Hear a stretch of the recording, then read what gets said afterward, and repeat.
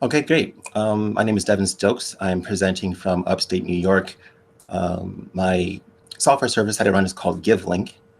And this came out of some frustration that my family was experiencing when our local communities would try to come together and contribute items to help out families and individuals that were in need.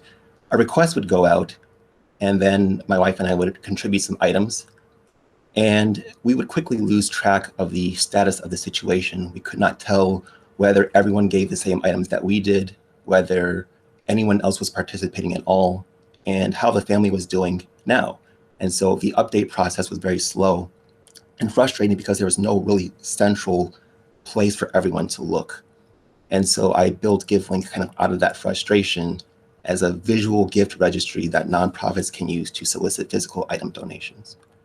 So the ask up front is kind of like, who should we talk to in Provo who understands community giving, like the social impact space, and what other services should we offer to corporate donors? I'll describe what we're doing right now, and then what are some other uses of our technology, and I'll go into the matching technology that we have briefly. So we learned a lot about the problems that nonprofits deal with in the donation process. We knew what donor pain felt like, but on the nonprofit side, there's a lot of waste in terms of mistargeted donations. So there's a lot of waste in warehousing, sorting, and disposing donations, particularly those that are unmatched. They do not match a need that is present. So we built GyvLink. We do work to verify advocacy organizations, which are usually nonprofits, community groups, and we give them a digital marketplace where they can tag their requests as being of a certain type. They're going to be shared with at-home donors and donor organizations, and we do some digital matching to speed up the process. So we give nonprofits tools like this Registry Builder, so they can build this very familiar looking registry with items and quantities. When it's shared out, a potential donor sees which organization originated this request, who is the staff member there responsible for this program that's requesting these things, and then the items and quantities that you'd be accustomed to with a normal gift registry. But they can also see other donor activity. Even if the items have not been received yet, they can see who's pledged to give certain items to avoid stepping on each other. So it works by a nonprofit having needs from the community. They use the GyvLink service. They create a visual gift registry. We give them back a URL, which is where the name GyvLink comes from. They share the GyvLink in their own social media to their own community who can do giving. We also make it available as a tagged request in our system so that corporate donors who are also tagged can be matched to certain needs based on what their organization is trying to give. And then donors do follow through. They deliver the items to the agency as requested, and then the agency distributes them to the end families that need the items. The families themselves don't actually use the system. We've developed a few features to help differentiate us from the other in-kind service software services, mostly related to speed and automated matching. We have delivered 600 items to date, and this week we've got our 13th state to sign up, and we just got our second United Way to sign up. This is a SaaS platform, so it's a tiered subscription service. The nonprofits come in at like a free tier. We call it Pay What You Want, and all the basic features for soliciting items and being matched to items are there. At the premium levels, we add features like integrations for tax information and looking at historical trends in giving, all of that reporting kind of functionality.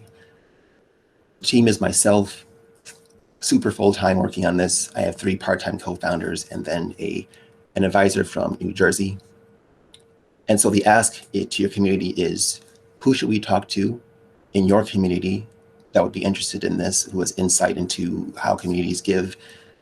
What services should we offer to corporate donors aside from some publicity from their contributions to the process and integrations for tax collection and reporting?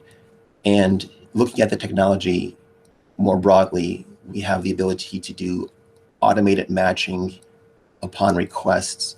Of course, we're looking at community donations, but what other uses of the technology might there be? So thank you.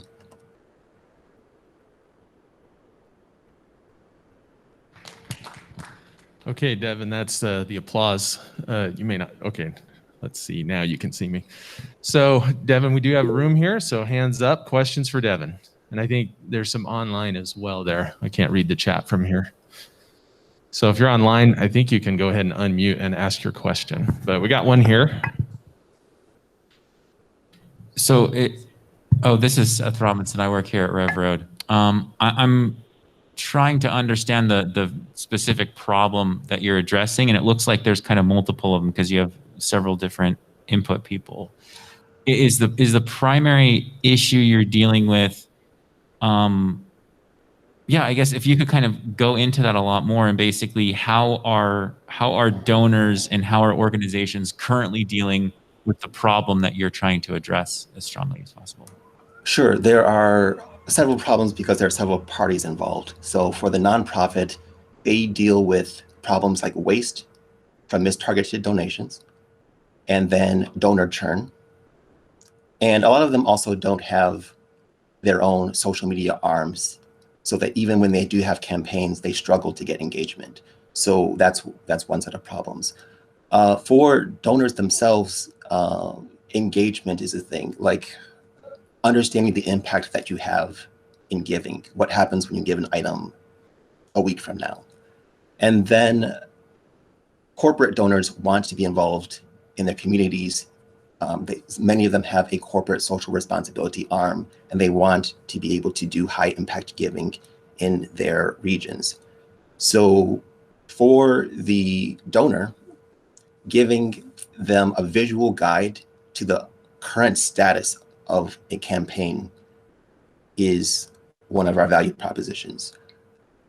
We have a visual gift registry where everyone can see not only the initial request, but also what other donors are pledging to give and what other donors have given. So you don't step on each other buying the exact same items and neglecting things that some family needs. From the nonprofit side, we can increase donor engagement because now they understand the impact that they have. We can tell stories, so we have our own social media channels, and we submit items to local press organizations so that we can promote their campaigns.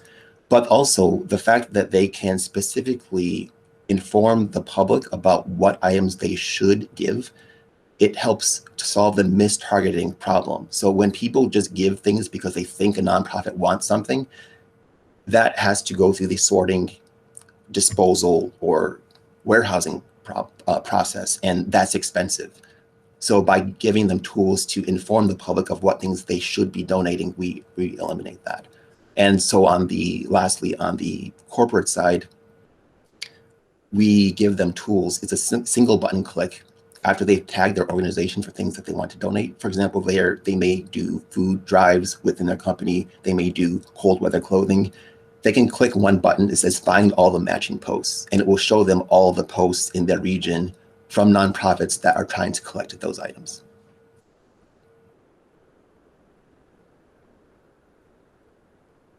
So if I understand it correctly, it's a kind of a marketing and coordination platform between donors and the other people. How do you make money specifically? It is a tiered subscription service. And so we charge yearly subscription fees to the nonprofits, and the tiers, the low tier, again, is kind of a pay what you want. So they come in for free. If they use the service long-term, we ask that they pay something because we don't want to price out shelters and other people that are doing social good. But at the premium level, we do add features, again, for reporting, for if we need to integrate any of our systems to record tax information, and they want to look at trends in giving, like is our giving going down, is it going up, then we have features for that.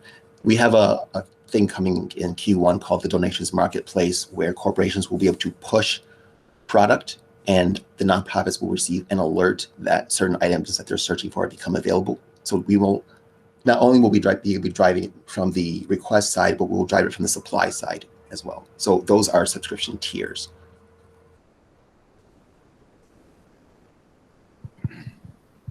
Hey, Camden here from Servantor. I've got a nonprofit myself, actually, so this is perfect. But good to meet you. So my first question is, from my side as the consumer, do I have a platform or some sort of page that I'm able to access to be able to customize the list of things that I need? And question number two, is it a plugin for my website? It is not a plugin. You get a URL back as a nonprofit. Your first question, I think you're talking from the nonprofit's point of view. Do you have a page that you can customize? So every request that you make is its own separate registry. So if you have 3 different giving campaigns for 3 different departments in your nonprofit or at other stages in the year, each giving opportunity has its own GyvLink, and you can distribute those GyvLinks in your email. It can replace the lists that you usually have on a website that say, hey, we're collecting these 10 items that no one can interact with. Instead of that, you put the GyvLink there. When a visitor to your site clicks the GyvLink, they're taken to the registry view. Just so there's no registry process for them, they immediately see the view of the request that you put out. So I guess the registry, is that customizable from my point from? Oh, entirely, yes. We give you the tools to specify even things like logistical details. Some people want things dropped off, some people want them delivered, new items only, used is okay. All of those details are specified by the nonprofits per campaign.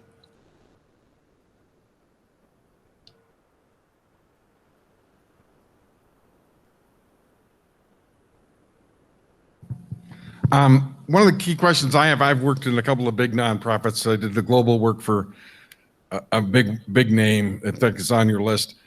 Transparency, and they didn't have any transparency. I see that as a potential problem. How are you guys going to addressing that with some of the people you're aligning your work with?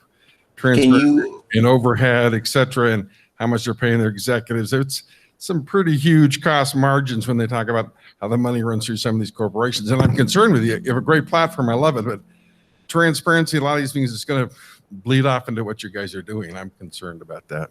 So I kind of have a follow-up question for you. Can you go into more detail? Transparency about what exactly? The cost of our service, the cost of the goods that are donated, like what in particular? Well, let's just take one of the examples. Let's just go with some of United Way. Yes. At their executive level, everybody's getting paid high 6 figures, more than that. And they say it's a professional model. The cost of how they do business is huge compared to normal businesses. Okay, so the money they receive is badly spent, ill spent pretty much till the actual end person receives the goods. And so my concern is things like that are going to occur because we have social media. 10, 20 years ago, nobody really cared, but now everybody sees it, sees the writing and transparency, and then you add another layer of where the money's going through. I worry that you have a great program that could be tainted because of other people who don't spend money wisely. Well, I think we sidestep that because we are an in-kind service platform only. We do not handle any financial donations at all. There are no monetary transactions happening. When a request goes out, it might be like, we need 2 boxes of masks and 3 dozen gloves, latex gloves or something, because we need PPE for a certain site. That request goes into a visual gift registry and people can donate those items. Those items are going to be delivered or dropped off at some location, and then they're going to be distributed as the nonprofit needs them. But there is no financial transaction that needs transparency because we're only dealing with physical items. To the extent that people need to track the value of those items, we have facilities for doing that and looking at historical trends or whatever you want in time slices. But there should not be any funny business from transparency on the financial side because this is only in-kind donations and everyone can explicitly see what the items are. Yeah, that's great. Thanks for explaining that. Wonderful, great platform. I do have kind of a niche question to ask you about it. You approaching Provo. Have you done your research on what Provo does with the Church of Jesus Christ of Latter-day Saints and how big that organization is in Utah? I have not, but you might not be your market. And that, I'm just not saying we don't want to be, but we're pretty much already linked into everything you're talking about through the organizational structure. So I'm just saying, if you check what they're doing already in the city. I have not, but I will look into it.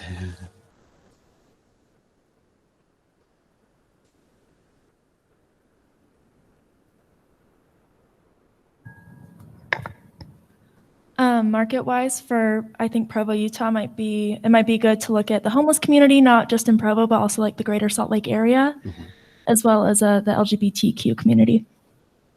That might be a good place to start for you. Thank you.